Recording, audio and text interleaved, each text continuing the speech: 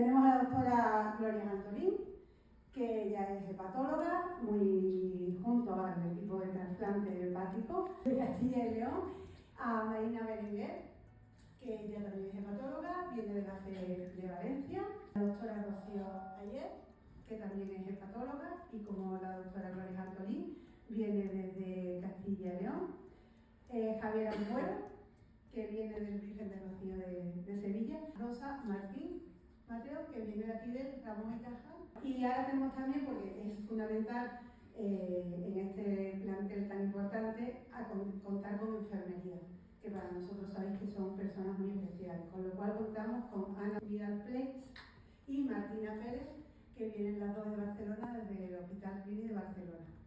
Gracias a vuestra asociación, a la Federación, a la FENET, por invitarme a compartir con vosotros estos minutos. Desde luego, este va a ser un examen mucho más difícil que el que nos van a hacer mañana. Que el del MIR y el que nos van a hacer los colegas mañana, ¿no? Pero gracias por contar con nosotros y por plantearnos vuestras dudas, ¿no?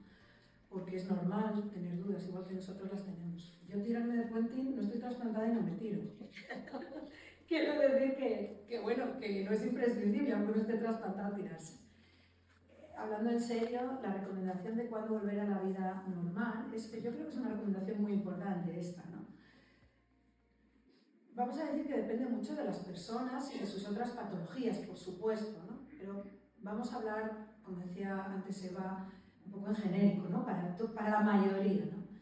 Desde luego, antes de los 6 meses, entre 6 meses y el año, pues quizá volver a trabajar es demasiado pronto, ¿no? Incluso queriendo, es decir, si te lo puedes permitir, porque yo recuerdo a algún paciente que tenía que trabajar porque tenía que comer y se empeñó en a partir del 3er mes hacerlo, estaba muy bien, pero lo recomendable es por lo menos a partir del 6.º mes, entre 6 meses y el año. Y la vida normal, pues también entre el 6.º mes y el año, progresivamente, dependiendo un poco de cómo ha ido el postoperatorio del trasplante y del resto de las características de las personas. No es lo mismo tener 20 años o tener 15 que tener 60 o 70, ¿no? Porque muchos de vosotros pues, habéis sido trasplantados en la infancia o de adultos. Volver a hacer deporte, por supuesto, no solo es que se pueda, es que es recomendable, ¿no? A partir entre el 3er y 6.º mes se puede empezar sin ningún problema, insisto, dependiendo de las características de cada persona y de su posoperatorio, teniendo en cuenta que los primeros meses, por lo menos hasta el 6.º mes, incluso hasta el año, ojo, con ejercicios de alto impacto, con ejercicios de abdominales que pueden favorecer la eventuación de la herida, etc. Pero por supuesto que el deporte con moderación es recomendable. Nosotros animamos a todos, cada uno lo que le guste y lo que mejor se le dé. No hay por qué, si uno antes no corría maratones, pues no tiene por qué correrlos después, ¿no? Si no te tiras de puenting, no lo hagas. Y finalmente, ¿qué recomendación daría yo? Pues la del sentido común, ¿no? O sea, deportes de riesgo, de mucho riesgo, bueno, pues tenéis el mismo riesgo que el resto de las personas, pero vosotros ya habéis corrido un riesgo importante, ¿no? Probablemente pues la recomendación sería ser prudentes, ¿no? Ser prudentes. Me pongo en el lugar de la gente joven y puedo entender que arriesguen un poquito, porque al final tu vida es tuya, ¿no? Y si la quieres vivir con intensidad y realmente te apetece, pues mi única recomendación sería hazlo, pero con prudencia, en sitios seguros, no en lugares donde no hay normas, donde no hay... Es decir, hay países donde se pueden hacer determinados deportes por poco dinero, pero son países que no tienen seguro, que quiero decir, ser prudentes en sitios seguros, donde exista normas, donde existan medidas de seguridad adecuadas, etc. Y no arriesguéis más de la cuenta, ¿no? Porque ya nos hemos jugado con vosotros mucho una vez, no sed prudentes. Y a la vez vivid. Actriz, quiere plantearse, bueno, pues usar tintes, etcétera. ¿Qué le recomendarías? No sé si te lo han preguntado antes y cuál es tu recomendación. Sí. Usar tintes sí que me lo han preguntado, claro. Cosa que me parece muy razonable, ¿no? Y por supuesto pues estaría bueno, ¿no? También la recomendación es a partir entre el 3er y 6.º mes se puede sin problemas como el resto de las personas, de las mujeres u hombres. Porque el tinte puede ser para todos. Los tatuajes y tatuajes y piercings. Pues la verdad que no me lo han preguntado, pero la recomendación es la que yo le haría a cualquier persona. Mejor no, ¿por qué? Porque nosotros los hepatólogos pues hemos sufrido, y algunos de vosotros, ¿no? Lo que es la hepatitis C, otras enfermedades que se transmiten, entonces la recomendación es, si no te lo haces, mejor. Ahora, como decía antes, sois libres porque los pacientes son libres y toman sus decisiones, ¿no? Si lo vas a hacer, hazlo en un sitio seguro, no en cualquier sitio, recomendaciones de higiene, vamos, que os puedan demostrar que las cosas se hacen como Dios manda, ¿no? Entonces esa sería mi recomendación. Mejor no, pero tú decías, yo soy madre, tengo 2 hijos, tengo 2 hijas en este caso, y sé que hay veces que uno, pues, por mucho sentido común que quiera transmitirle a sus hijos, o lo que a ti te parece sentido común, pues a veces no hacen caso. Entonces, si no nos hacéis caso, sois libres, insisto, hacedlo bien. Esto es mi recomendación es, si lo queréis hacer, aunque a los hepatólogos no nos guste mucho, hacedlo bien. Muy bien, vamos a abordar estos consejos, ¿no? Cuando alguien te dice que quiere viajar fuera de España, ¿cuáles serían, ¿no?, las principales recomendaciones que tú harías como si fueras un trotamundos consejero, ¿no? Bueno, yo sumarme de nuevo al agradecimiento que ha comentado Gloria de la invitación para estar aquí con vosotros y a la asistencia de todos los que estáis aquí.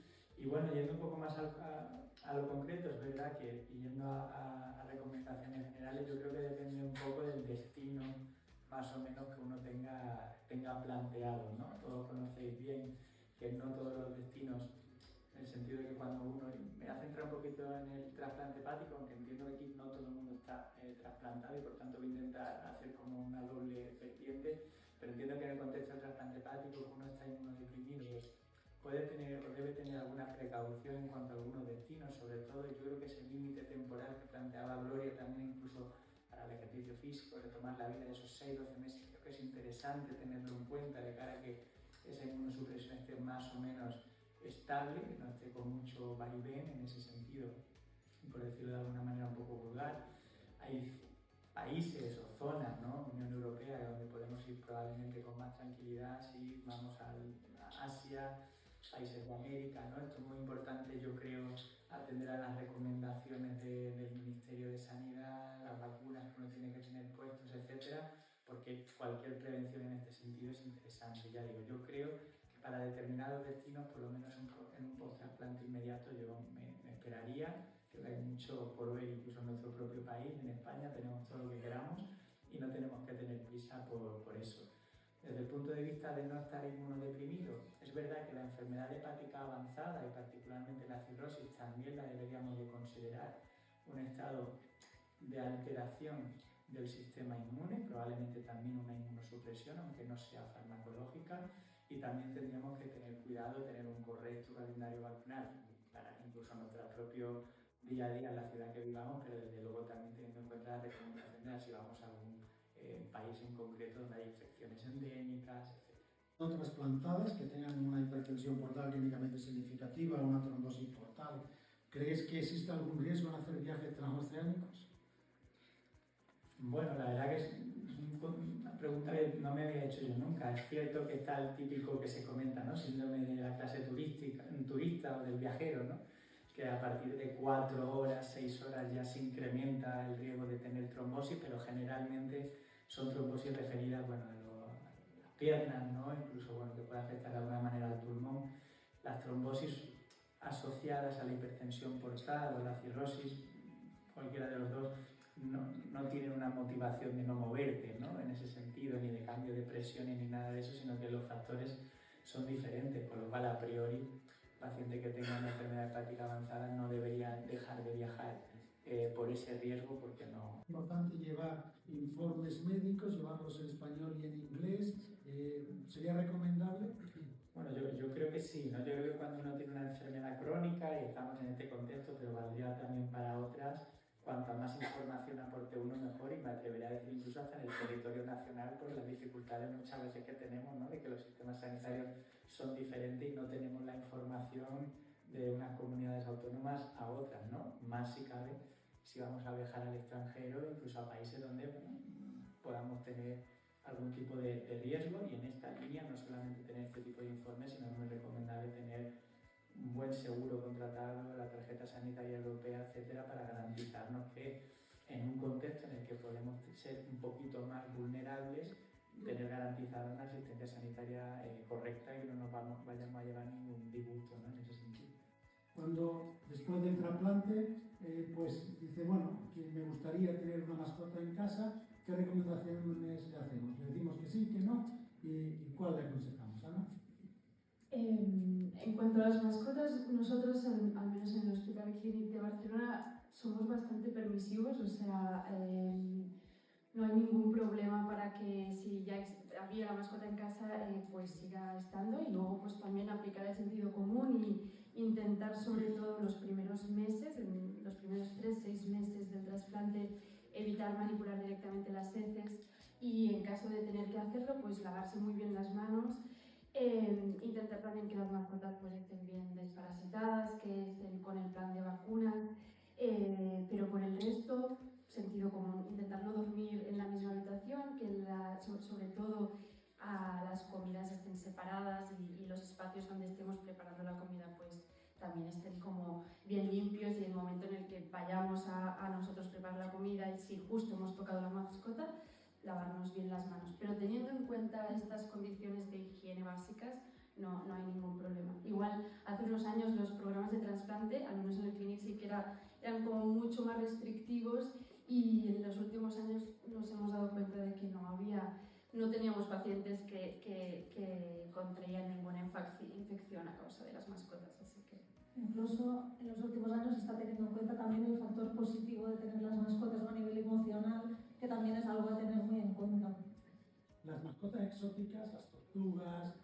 Aquí también nos han pillado porque era algo que no nos habíamos planteado, pero nos hemos estado informando un poco y parece que aquí sí que tenemos que ser un poco más cautos, porque incluso hay animales exóticos que pueden transmitir enfermedades que desconocemos o que no estamos acostumbrados a tratar, con lo cual aquí tendríamos ya que ser un poco más cautos. Sí, no, por ejemplo, las tortugas transmiten mucha gastroenteritis por salmonela. Y Marina. No, yo iba a comentar que es verdad que los trastornos de humor son muy frecuentes y a veces están relacionados. A mí me parece maravilloso y que tengáis un psicólogo, ¿no? Con lo que yo daría por tener un psicólogo. Yo también iría, pero a veces también son las terapias que damos. Entonces, a veces es verdad que sí que también se puede modificar un poco la medicación dentro de lo que podemos, por el riesgo al rechazo, porque es verdad que algunos medicamentos te afectan más un poco el humor. Obviamente el trasplante salva una vida, pero cambia el perfil de enfermedad, ¿no? ¿Y cuánta es la preocupación ahora que cumplimos o que celebramos, ¿no?, los 40 años del primer trasplante hepático? ¿Cuál es la preocupación por el uso continuado y a largo plazo de los inmunosupresores? Marina, ¿cuáles serían los elementos que a ti te preocupan más?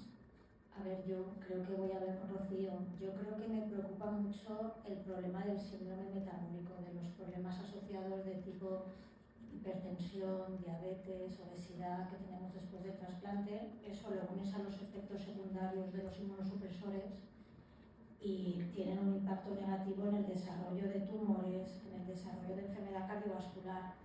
Al fin y a la postre tampoco es muy especial de la gente trasplantada, es lo que nos está pasando en la sociedad. Es una cosa generalizada, tampoco es especial. Lo que pasa es verdad que los inmunosupresores pueden potenciar que el efecto ese negativo de todo ese síndrome metabólico. Y a veces, pues como dice Rocío, no hay que hacer ejercicio, pero bueno, a veces pues está uno trasplantado, tiene problemas, tiene ingresos. Si el trasplante va fenomenal, genial, pues si el trasplante no va bien, pues a veces tampoco es tan fácil seguir. A ver, si nos es difícil a nosotros, ¿no?, a veces seguir esas normas tan estrictas de la vida. Entonces en los pacientes trasplantados pues también pasa. Entonces al final, pues la principal causa de mortalidad en la gente trasplantada al final es el desarrollo de tumores y de enfermedad cardiovascular, que vuelvo a repetir, tampoco es tan distinto que en la población general. Y sobre todo más si empezamos pues yo lo llamo americanizarnos, porque es lo que nos está pasando en la sociedad, ¿no? Antes pues éramos una sociedad que comíamos todo pues, lo que nos ha contado, dieta mediterránea, hacíamos ejercicio, todos delgaditos, y ahora pues esto está cambiando. Entonces creo que básicamente son los problemas que vemos en la sociedad general, que los estamos viendo también más en los pacientes trasplantados. Y con respecto, Marina, con respecto a la neurotoxicidad de los inmunosupresores, ¿cuánto te preocupa y cómo crees tú que hay que abordarla? A ver, la neurotoxicidad normalmente la vemos un poquito en el post-trasplante inmediato y yo creo ahora, o sea, si uno piensa en los 50 años que llevamos aquí haciendo, yo no tanto, pero por unos 30 y pico, veíamos antes neurotoxicidad. La verdad es que no sé si hemos aprendido a usar mejor los fármacos, sí que la vemos, pero la detectamos rápidamente y somos capaces de cambiar fármacos. Es que antes no teníamos tantas opciones de fármacos, teníamos un inmunosupresor y no podíamos hacer nada, le pasaba algo con ese y no podíamos cambiarlo porque si no hacían los rechazos. Ahora es verdad que podemos jugar un poquito más y hemos aprendido además a pillarlo antes. Y enseguida que empiezas a ver que, bueno, pues eso, que tienen un poquito de neurotoxicidad, cambias de medicamento, bajas la dosis del que sabes que es tóxico, añades otro, o sea que puedes hacer un poquito más de cocinita. Muy bien. Están los pacientes muy preocupados con el citomegalovirus. Entonces, pedían una pregunta que nos expliques por qué es tan importante conocer el estatus serológico, hacer el diagnóstico temprano y el tratamiento. ¿Por qué es tan importante el citomegalovirus en el post-trasplante, Marina? O sea, me ha llamado la atención que sea un problema tan grande, porque realmente, de nuevo, el citomegalovirus hemos ido mejorando. Sé que no puedo hablar de fármacos, pero han mejorado los fármacos, tenemos nuevas alternativas.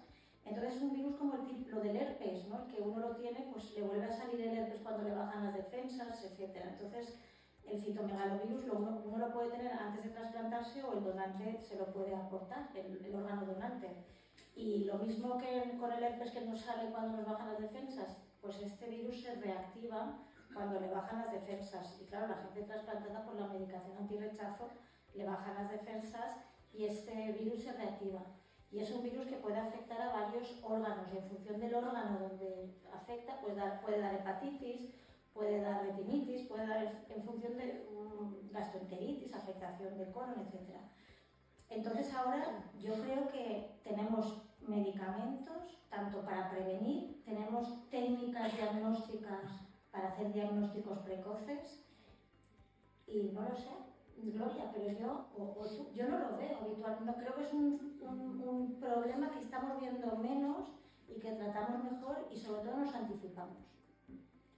Los pacientes renales, por ejemplo, están muy preocupados por un virus similar, vamos a decir que es el virus BK, Sí. que es un virus también tontorrón para los inmunocompetentes, pero muy grave para un paciente renal, porque le hace perder el injerto. Sí, Este no es el caso. claro. Es decir, yo creo que lo que podemos transmitiros es, como ha dicho Marina, este no es el caso. Vamos a ver, hay que tratarlo y resolverlo si surge, porque efectivamente el paciente es de más riesgo, pues infecta y nos veis que os tratamos y bueno, y os llamamos enseguida para tal. Pero efectivamente es un problema que resolvemos fácilmente y no sé, quizá la pregunta, quiero decir que si habláis con otros trasplantados, parecido no es lo mismo, como yo digo, realmente en el trasplante renal son virus que producen mucho daño, pero bueno, en nuestro caso es importante monitorizarlo y tratarlo, pero no como para producir pérdida del injerto, que no es de las cosas más serias que a nosotros nos preocupan, ¿no, doctora?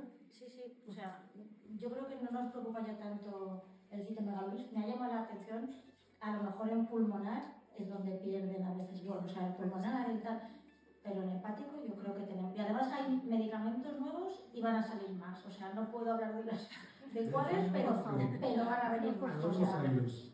Esto de que nos vengan más medicamentos, pues te permite hacer cocinitas, que digo yo. Si uno no va, al segundo.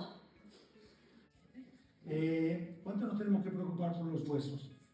¿Cuánto de preocupación por la descalcificación, la osteopenia, la osteoporosis? ¿Y cómo crees que debemos abordarlo en el contexto del post-trasplante?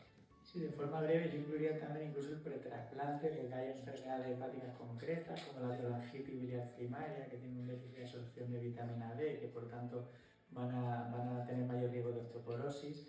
En general, cualquier enfermedad hepática ya en un estadio avanzado, la propia cirrosis ya genera también más riesgo de descalcificación y en el post-trasplante igualmente es así, además potenciado por alguno de los inmunosupresores, ¿no? De tal manera que una de las pruebas, si alguien se ha sometido a un trasplante, pues lo habrá visto que se suelen solicitar, pues son densitometrías óseas, ¿no? En ese contexto, pues para ver un poco si hay que hacer alguna actuación preventiva, si llegamos a tiempo, y si no de corrección, si hemos llegado un poquito tarde, ¿no? Pero sí.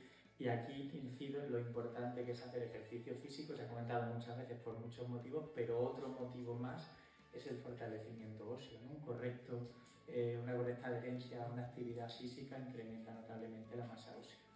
Muy bien, ya los órganos trasplantados se operan sin problema. Hombre, claro, se operan, Sí, claro, sí. hay muchas cirugías y hay que ir siempre a la cirugía y en fin, a todo, eso es lo primero.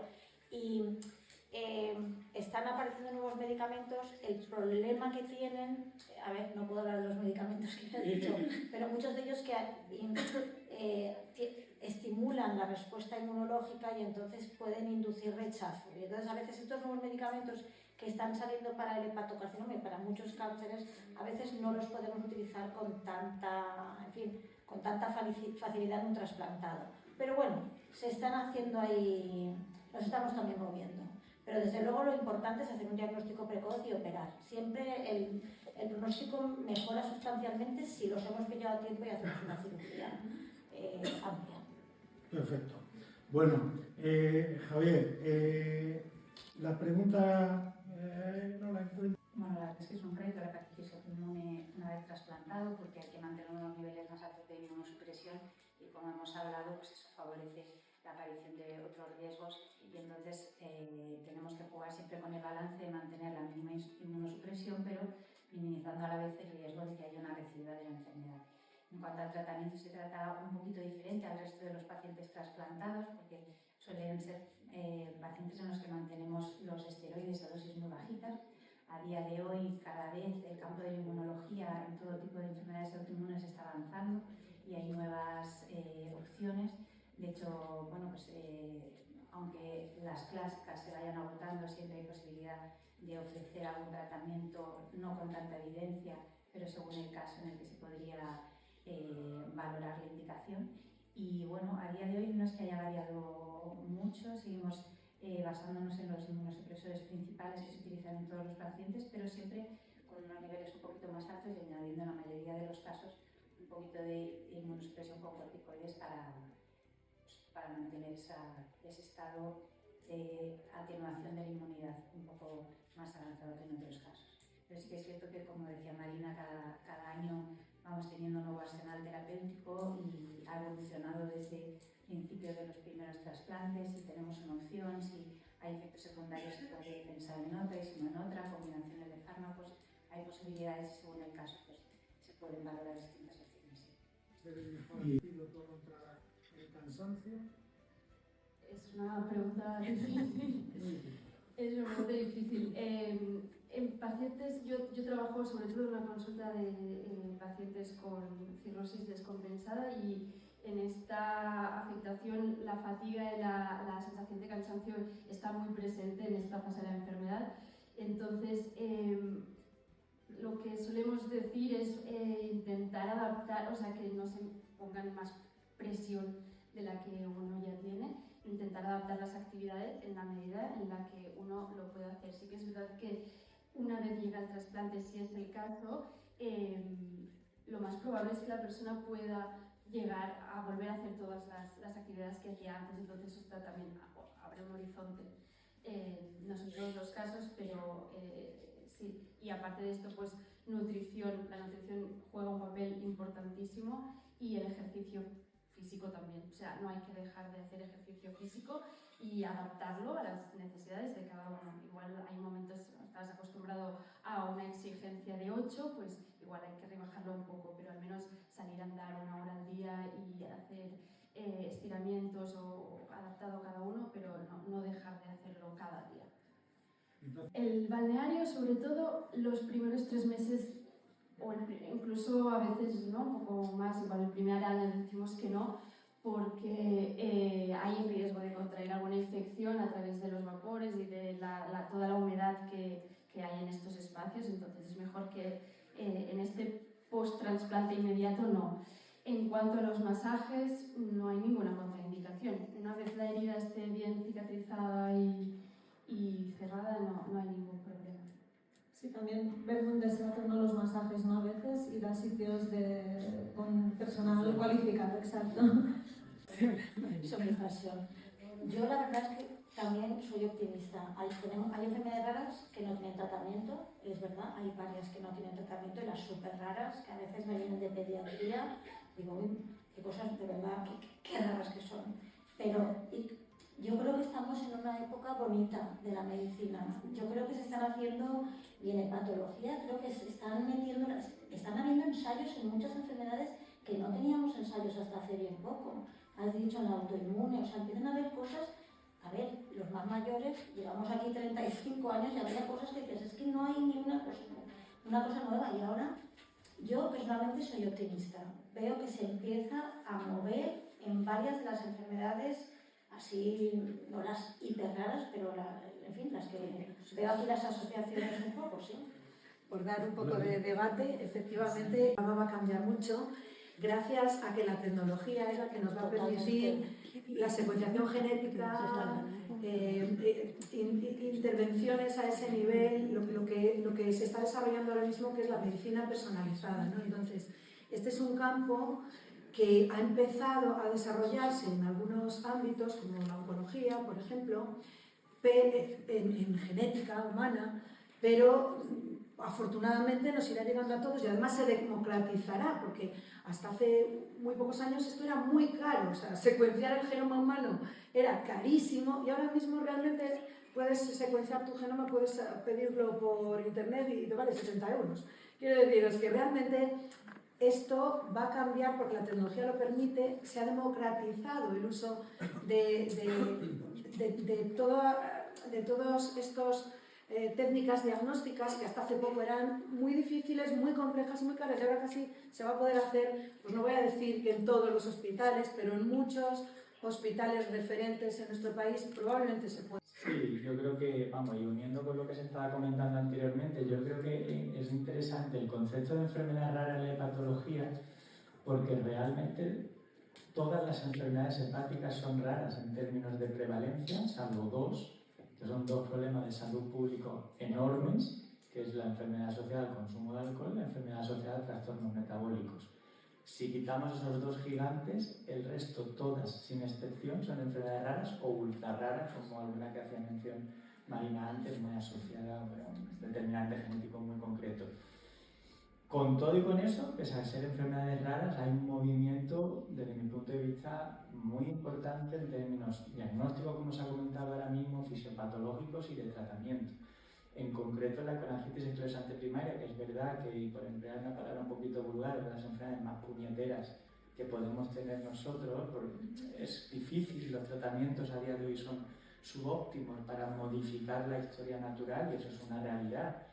Y prueba de ello que pues, muchos pacientes van a acabar con un trasplante hepático, que sí que es verdaderamente modificador de la misma. Pues, por ejemplo, en el último congreso americano, en noviembre en San Diego, se presentaron dos ensayos clínicos, es verdad, todavía en fase temprana, fase 2, pero con ya saltos hacia fase 3, pues muy esperanzadores a la hora de poder retrasar esa fibrosis que se va produciendo, que al principio, pues bueno, van esos brotes, esa fibrosis inflamatoria se van recuperando, creo que con el paso del tiempo no se recuperan también, y fueron datos muy interesantes. Se presentaron también datos, porque el elefante dentro de la habitación en la colangitis esclerosante primaria probablemente es la enfermedad neoplásica, ¿no? Sobre todo el colangiocarcinoma, que muchas veces es difícil de diagnosticar porque al haber tantas estenosis, tantas estrecheces, pues muchas veces cuando uno se hace una prueba de imagen es difícil diferenciar una estenosis benigna de una estenosis maligna, pues también se presentaron resultados muy interesantes a la hora de poder discernir precisamente esa estenosis benigna de esa estenosis maligna. También hay datos ya de biopsia líquida al respecto. Es decir, es una enfermedad que, como decía antes, es un poco puñetera, es cierto, pero desde luego lo que es el futuro, y no diría yo el futuro a muy largo plazo, sino en un futuro corto o medio plazo, yo creo que es esperanzador porque tanto desde el punto de vista diagnóstico como terapéutico hay novedades interesantes en el escenario. Ciertas patologías que antes era más difícil poner en conocimiento de la sociedad en general, en este momento, gracias a las redes sociales, se pueden visibilizar mucho más. Las asociaciones de pacientes también tienen un valor muy importante, como por ejemplo, estaba pensando yo ahora mismo en la Asociación de Cáncer de Vías Biliares, que ha cumplido un año y que es una enfermedad muy minoritaria, que está consiguiendo poner en marcha muchas iniciativas gracias a las redes sociales, al movimiento y la asociación de los pacientes. Entonces, yo creo que en ese sentido hay que aprovechar lo que tenemos a día de hoy, que es todo ese poder de convocatoria y de visibilización que nos ofrecen las redes, y que eso nos va a ayudar a crear más conciencia y a crear, pues bueno, nuevas oportunidades de financiación, de que se puedan financiar y haya más apoyo a la investigación y a las asociaciones en general. Microbiana de bacterias multiresistentes en el contexto del post-trasplante. Muy rápida, Rosa, por favor. Pues es un problema que no solo afecta al trasplante, sino a nivel mundial. Es una cuestión fundamentalmente de los facultativos y el empleo que hacemos de todos los antibióticos, que va a dar mucho más problema en los próximos años y tenemos que investigar nuevas rutas para atajar esas resistencias. Y bueno, la verdad es que por parte de los pacientes, pues bueno, y evitar el uso de antibióticos indiscriminados a la medida que ellos puedan, pero que fundamentalmente tenemos nosotros ese papel para controlar de forma pues, más segura el que estas resistencias no sigan creciendo y nos sigamos quedando sin opciones. ¿Cuánta preocupación tenemos que tener con la enfermedad hepática oculta para intentar prevenir no llegar a estas situaciones? Bueno, es que hoy en día la enfermedad hepática oculta es la esteatosis hepática metabólica. Entonces es oculta porque no da la cara y hay muchos pacientes, hasta el 25% de la población, que puede tener una esteatosis hepática, una enfermedad hepática crónica, incluso una cirrosis, y no ser consciente de ello porque no da síntomas. Es una enfermedad prevalente, prevenible y oculta. Esas son tres características fundamentales. Muchos pacientes van a llegar al trasplante por tener una esteatosis hepática metabólica, por malos hábitos de vida, fundamentalmente sedentarismo y una alimentación poco saludable, que ya es la primera causa de trasplante en Estados Unidos y no queremos copiarles, por favor. Entonces, si podemos prevenir, en medicina siempre prevenir mejor que curar. Si llega un paciente a trasplante porque tiene una esteatosis hepática metabólica, por favor, no es decir, tengo un hígado sano, ahora hago lo que quiero. No. Lo primero, hábitos de vida saludable.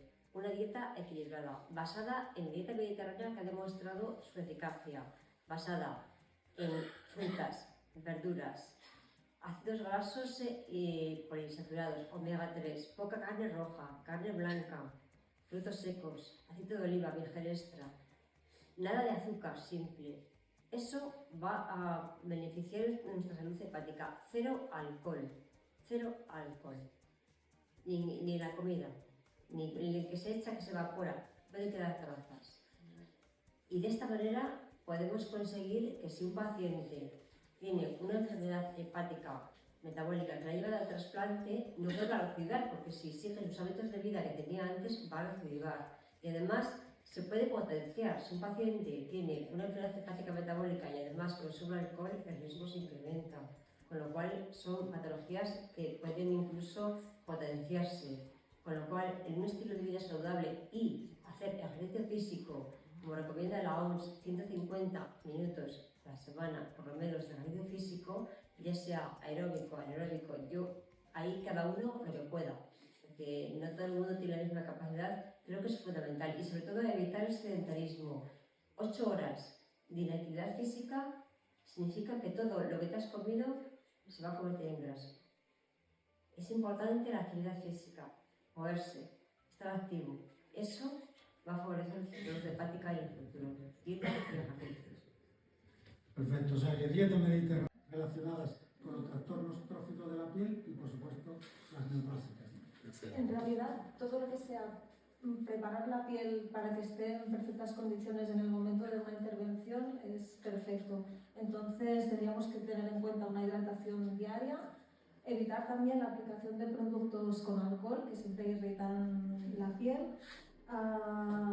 ¿Qué más? La protección solar, sobre todo, es súper importante, aparte de, bueno, es una recomendación en realidad que tendríamos que seguir todos, ¿no? Evitar la exposición también en las horas de más... exacto. Y aparte de esto, post-intervención también comentábamos, ¿no? Si tenemos la piel bien preparada, en el momento de la intervención también es probable que haya menos complicaciones a posteriori, y siempre podemos ayudar, una vez la piel ya está cicatrizada, con la aplicación, por ejemplo, de aceite de rosa mosqueta, que siempre ayuda a hidratar y a reducir las cicatrices. Y también tenemos la opción, que a veces funciona bien, de entre estos parches de silicona que ayudan también a veces a evitar queloides y a disimular estas cicatrices. ¿Me dijo algo, Martina? No, iba a comentar que hemos visto que también había muchas dudas sobre el tema del prurito, que sabemos que genera, que puede ser muy invalidante y que creo que a veces en las consultas cuesta recogerlo y cuesta objetivarlo, y todas estas condiciones que no se ven pero que se sufren y que cuesta explicarlo, creo que a veces igual como profesionales nos cuesta un poco tenerlo en cuenta, o nos cuesta un poco ver cuál es el impacto que esto puede tener, ¿no? Y por lo que explican muchas personas puede llegar a ser muy invalidante. Entonces sabemos que la solución no siempre es sencilla, y aparte de los tratamientos que existen, hay algunas como recomendaciones de higiene básicas que pueden ayudar, entre ellas usar productos naturales, hidratar bien la piel con productos como avena, evitar duchas de agua muy caliente, mejor que sea, o muy fría, o sea, mejor que sea agua templada, evitar rascarse mucho y cortarse las uñas muy bien para evitar que si en algún momento lo tienes que hacer, pues esto no genere ninguna herida ni ninguna complicación. También los tejidos de la ropa, ¿no? Si se puede utilizar algodón o tejidos naturales, esto también ayuda muchísimo a mejorar estas molestias. Y vosotras, desde la caída del cabello, no ya cuando ya se ha consolidado la caída, como yo, ¿qué le dices? Pues la verdad que tendría que consultarlo. ¿Tú no has probado nunca levadura de cerveza? No, ni me han hecho esta pregunta. A mí Tampoco la tienes controlada. No sé si alguien aquí puede dar respuesta. Yo tampoco lo sé. No, es que no lo he oído jamás tampoco. Pues nos lo han preguntado. He preguntado a la inteligencia artificial en ese tema, porque tampoco... Mira, pues era la pregunta que tenía para Rocío. Rocío ha hecho, le ha preguntado a ChatGPT estas preguntas, ¿no? Ella me ha definido qué es lo que responde, que lo va a decir ella, y aprovechamos y ya mezclamos la levadura de cerveza con la valoración global del ChatGPT 4. El ChatGPT y Libre, que bueno, que van en paralelo, pues recomiendan que la levadura de cerveza y que se debería evitar, igual que el té verde y también la hierba de San Juan, por su interacción con algunos inmunosupresores. Con lo cual yo creo que un paciente trasplantado tendría que evitar el té verde en dosis excesivas, a lo mejor tomarse un té verde cada 15 días no pasa nada. La levadura de cerveza puede interaccionar con algunos inmunosupresores, y la hierba de San Juan, que yo no sé nunca la he tomado. No, pero la hierba de San Juan pero desde luego sí que tiene interacciones, y por supuesto, tanto en el ChatGPT como en Libre se debe evitar la levadura. Pero la valoración global que tú hiciste es que el ChatGPT decía bobadas. No, bobadas no, te dice cosas que a lo mejor no sabes, porque nunca te las has planteado. Entonces, bueno, que nadie se le ha ocurrido pensar, ¿puedo tomar una de cerveza? Bueno, pues evítala al principio por los inmunosupresores. ¿Té verde? Bueno, pues limítalo. ¿Y llevas San Juan? No la tomes. Muy bien. ¿Cuándo tenemos que abordar esta esfera psicológica? ¿Cómo lo haces? Es una pregunta muy interesante, porque además no solo el trasplante afecta al propio paciente, sino a todos sus familiares. El estrés que supone, pues indudablemente supone pues, una forma en la que la propia forma de ser de la persona cambia y tiene, pues bueno, toleran peor pues, ciertas cosas que pueden pasar hasta alrededor. En ese sentido yo creo que el mejor antídoto es el ejercicio para todo, tanto para los familiares como para el paciente. No solo tiene beneficios físicos sino psicológicos. Y luego también acudir a los psicólogos o a las asociaciones de pacientes.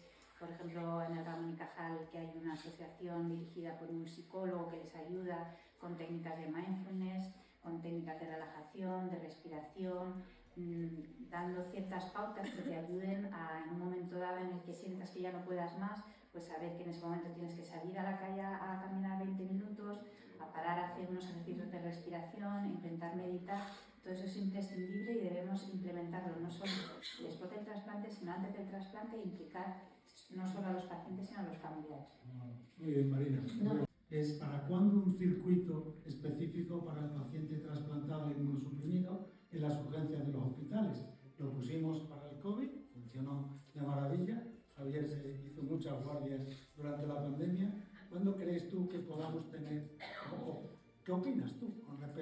necesidad de tener un circuito en urgencias definido para pacientes trasplantados e inmunosuprimidos?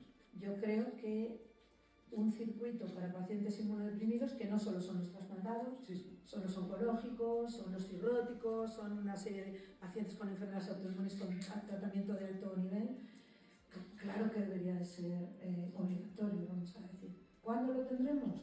Pues cuando trabajemos en ello, porque esto ¿de qué depende? Depende fundamentalmente de que los profesionales trabajemos en ello, porque es difícil que a los gestores se les vaya a ocurrir, porque vamos a ver, en la pandemia era una situación como tan aguda, tan grave, tan crítica, que era imprescindible, ¿no?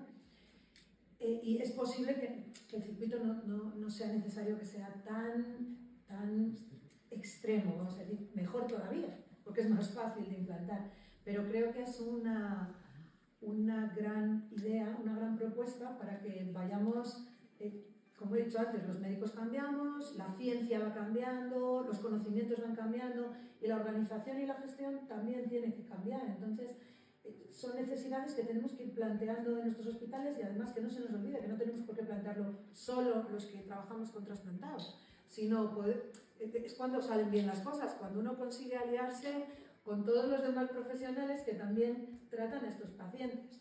El propio servicio de urgencias estará encantado de poder tener a los pacientes clasificados por riesgo, ¿no? Entonces, ¿para cuándo? Pues deberes que nos llevamos para casa. Las preguntas que habéis hecho, a mí al menos, esta es una reunión muy instructiva para los que nos dedicamos a esto, ¿no? Porque yo digo, muchas veces los médicos nos preocupamos de que los pacientes no se mueran, que eso es importantísimo, ¿no? O sea, nosotros estamos enfocados a lo grande, ¿no? A que no se pongan enfermos, las complicaciones, pero resulta que a los pacientes, como no se mueren, lo que les interesa mucho son otro tipo de cosas, que es en lo que les va la vida, por ejemplo, los cambios de humor, si pueden hacer ejercicio, o el tema, por ejemplo, de los aspectos relacionados con la vida sexual, ¿no? Ese es un tema, por eso lo quería decir, por no obviarlo, ¿no? Porque me parece que es algo que he descubierto que los hepatólogos, los cirujanos, que los médicos no abordamos. ¿Por qué? Pues probablemente porque no sabemos lo suficiente, no es nuestro tema, pues porque quizá no estamos tan centrados, pues esto, que no tenga rechazo, que no tenga infección y tal, y resulta que este es un tema muy importante para los pacientes, ¿no? De hecho, pues como tú decías antes, de hecho es un tema del que empezamos a hablar en las sociedades científicas también, ¿no? Puedo decir que la Sociedad Española de Trasplante Hepático tiene previsto en el próximo congreso una de las sesiones, va a ser sobre este tema, me lo han encargado, igual por eso también me he sensibilizado más, ¿no? Y hay una guía americana y hace poco acaba de aparecer otro artículo sobre este tema, ¿no? Las alteraciones sexuales en la cirrosis, que son muchas, y la vida sexual después del trasplante, que es otra. Y afortunadamente no tiene nada que ver con la previa. ¿Por qué? Pues porque, como, no sé, quizá la mayoría de los que estáis aquí sabéis, las medicinas que damos sobre todo antes también del trasplante en la cirrosis, pues disminuyen la libido, es decir, la enfermedad en sí, ¿no? Hace que uno tenga muchos problemas, desaparece la regla, etc. Pero a uno se le trasplanta y cuando está en edad fértil, las mujeres, por ejemplo, la regla se recupera rápidamente, el organismo se vuelve a poner en marcha.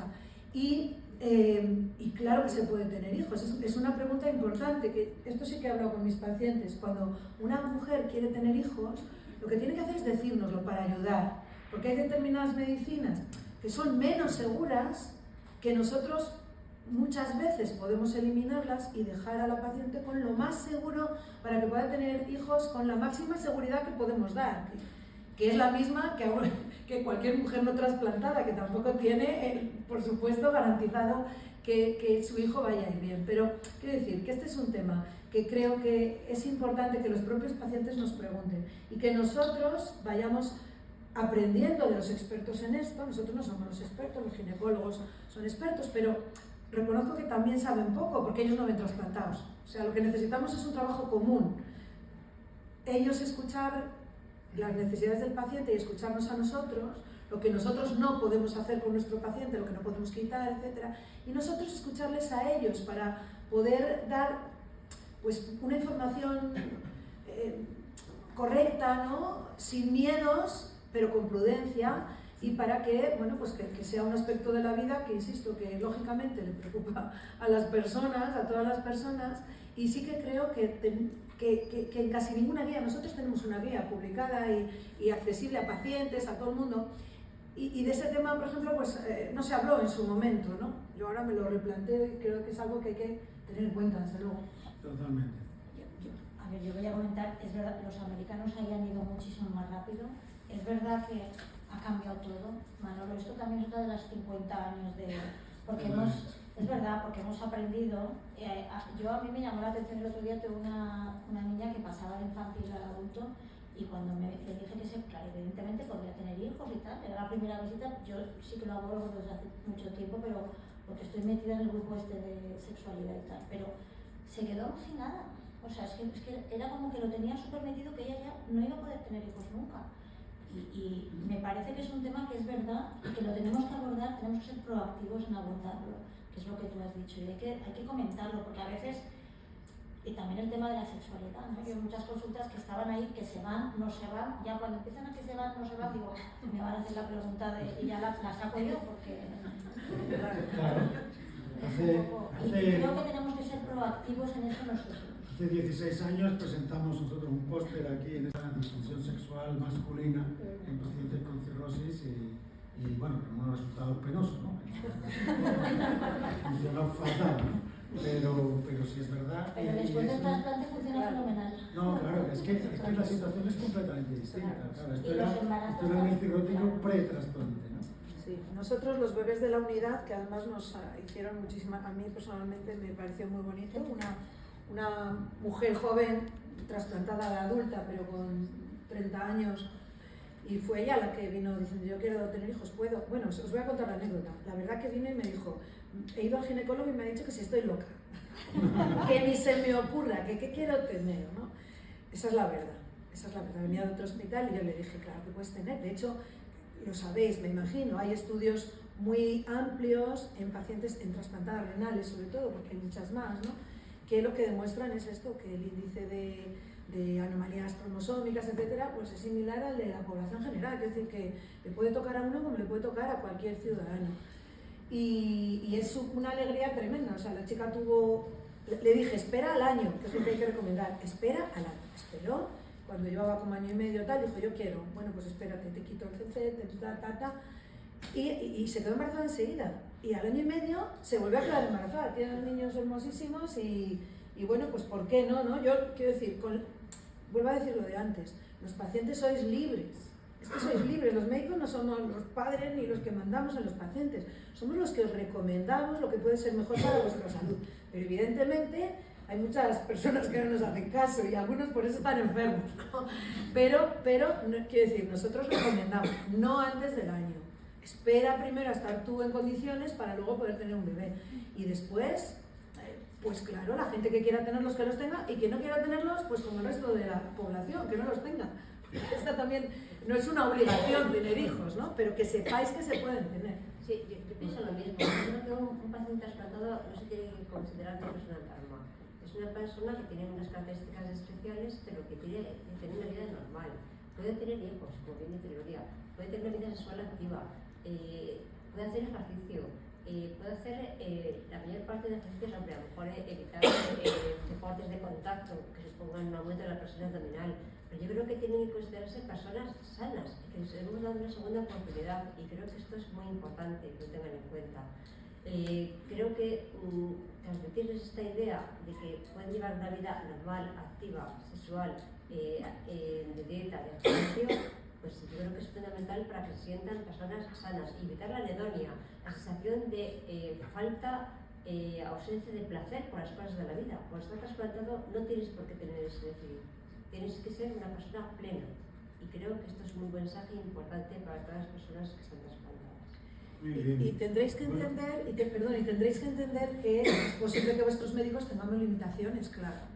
Porque nosotros también hemos ido aprendiendo en estos 50 años, claro. Nuestra primera preocupación era la supervivencia. Ahora mismo, después de 40 años de trasplante, pues es cuando nos damos cuenta que la calidad de vida también es importante, ¿no? Entonces, nosotros podemos reconocer, yo al menos reconozco tranquilamente que claro que vamos cambiando en actitudes, en tolerancia, vamos a decir, conocemos que no pasa nada con algo y lo permitimos. O sea, los médicos, no, aquí nada es palabra de Dios, ¿no? Para nosotros. Así que muchísimas gracias, creo que ha sido una sesión endiabladamente fantástica. Gracias a todos los ponentes, habéis cumplido con creces las expectativas y superado al ChatGPT de aquí a Manila un par de veces. Muchísimas gracias.